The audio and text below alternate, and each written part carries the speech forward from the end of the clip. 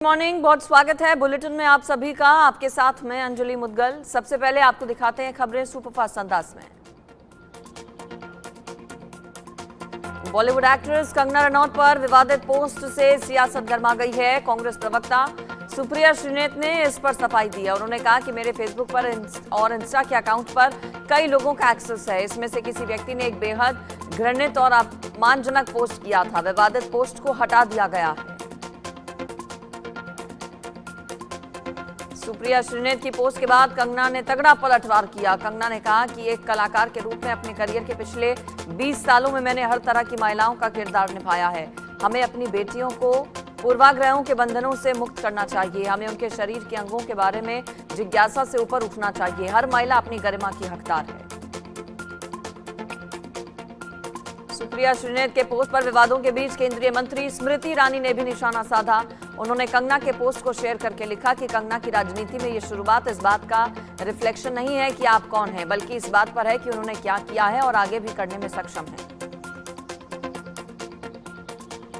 कंगना रनौत पर कांग्रेस नेता सुप्रिया श्रीनेत के पोस्ट पर बीजेपी नेता शाइना एनसी ने कहा कि अब समय आ गया है कि हम रूढ़िवादिता से लड़ें। एक महिला जो फिल्म बिरादरी या फैशन बिरादरी या किसी अन्य पेशे से आती है, वो सक्रिय सार्वजनिक जीवन में क्यों नहीं शामिल हो सकती।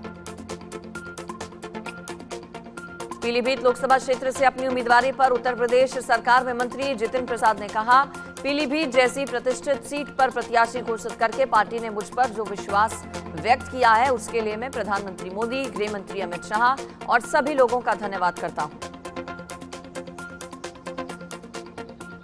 दिल्ली के मुख्यमंत्री अरविंद केजरीवाल से सुनीता केजरीवाल ने ईडी दफ्तर में मुलाकात की। सुनीता केजरीवाल ईडी के दफ्तर अरविंद केजरीवाल का खाना और दवा लेकर मिलने पहुंची थी।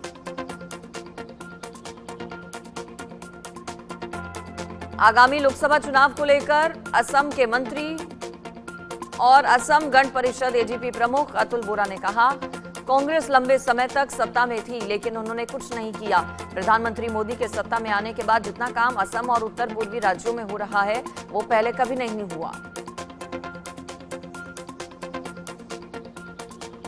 लोकसभा चुनाव की तैयारी में जुटे त्रिपुरा के मुख्यमंत्री माणिक साहा ने कहा, बीजेपी एक बार फिर से सत्ता में दमदार वापसी करेगी। त्रिपुरा के मुख्यमंत्री अगरतला में नुक्कड़ सभा को संबोधित कर रहे थे।